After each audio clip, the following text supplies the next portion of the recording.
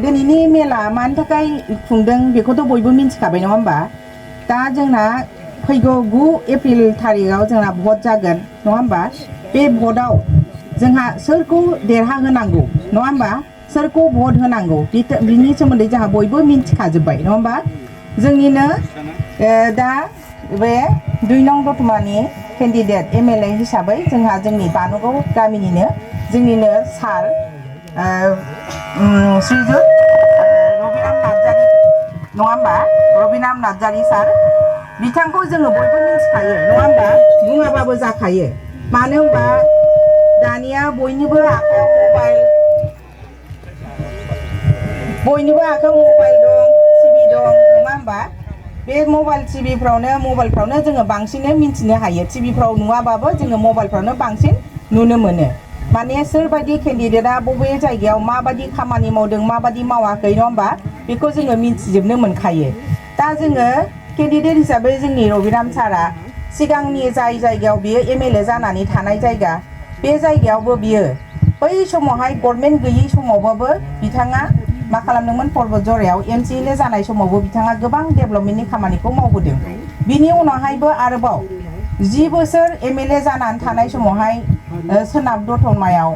बिथाङा गोबां डेभेलपमेन्टनि खामानिखौ मावदों बिथांनि मावनाय खामानिफ्रा जोङो रोखायै नुनो मोनो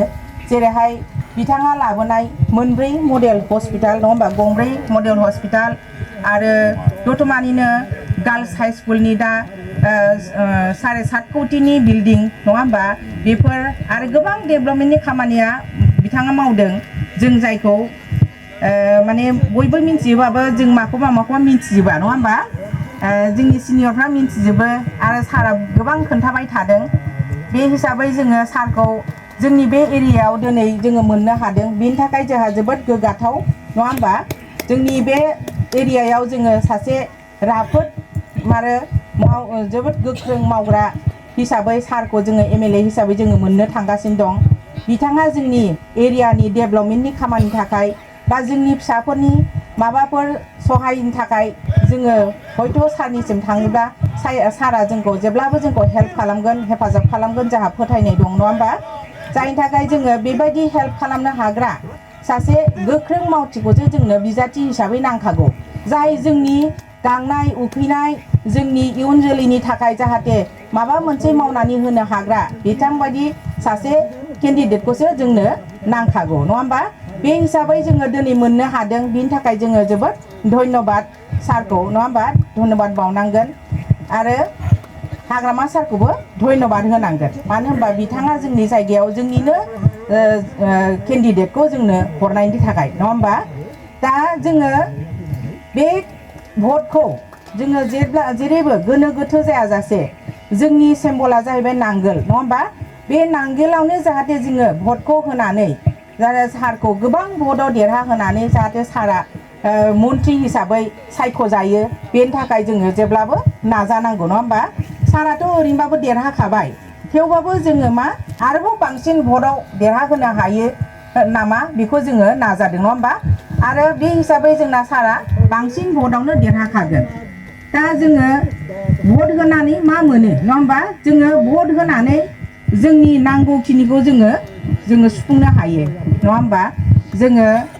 दिनै नङा गाबोन सोरबा दाथ' सारा होनगासिनो दं गोबां साख्रि ओंखारगोन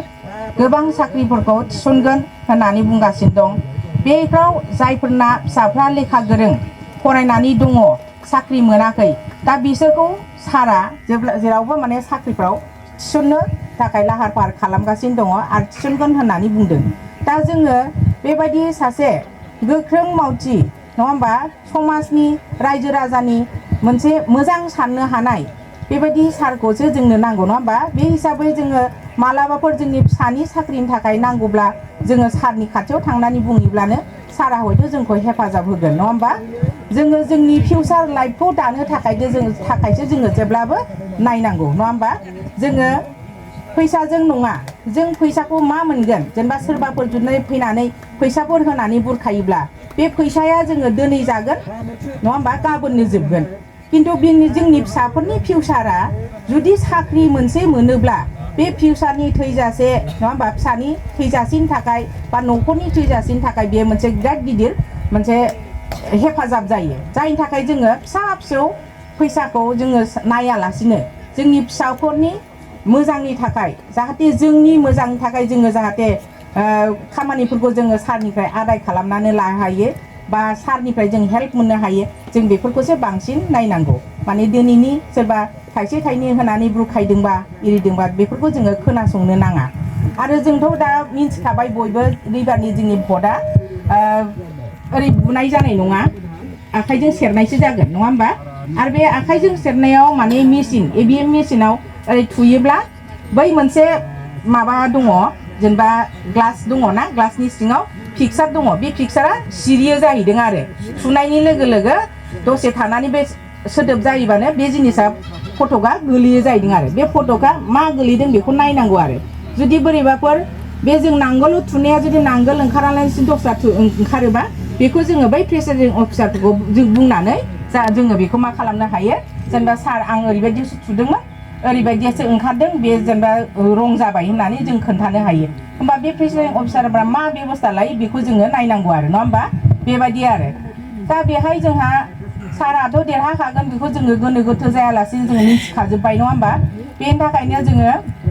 मा खालामनांगौ गोथार गोसोजों जेनेबा जों भटखौ होनांगौ जोंनि साफ्रोमनिबो भटआनो बिराद बेसेन गोसा भट नङा होमबा जोंनि बे जेरावहाय जोङो थि गोसो लानानै जेरावहाय जों जेखौ देरहाहोथारनांगौ बेखौ देरहाहोनांगौ जायगायाव जोङो थुनानै जों देरहाहैयोब्लासो जोंनि नांगौ बायदि थांखिया जाफुंगोन खिन्थु जोङो ओइ होननानै जानला मोनला थुलाबायोब्ला जेनेबा जों जायनाव नांगोलाव थुनांगौ दस्रा थुफ्लांबायोबा बे भटआ मिस थांगोन जोंनि थाखाय जोबोद खहा जागोन आरो बै भट थुग्रानि थाखायबो खहा जागोन मानो होनोब्ला दाथ' बयबो मिन्थिखायो जेनेबा सोर बहा भटखौ थुयो बेखौ मिन्थिजोबखायो होननानै नङा होमबा एरियायावनो सोर बहा बेसेबां बबे गामियाव बेसेबां भट सोर थुदों सोर थुवाखै बेखौ बयबो मिन्थिजोबखायो बा नायबानो मिन्थिजोबखायो बेनि थाखायनो जेनेबा गोसोखौ उल्थां फाल्थां जायालासिनो जोङो जेब्लाबो जों नांगालावनो थुनांगौ बेखौ जों गोसोआव साननानै लादो आरो आं बाराखौ बुंनांगौ बायदि सानाखिसै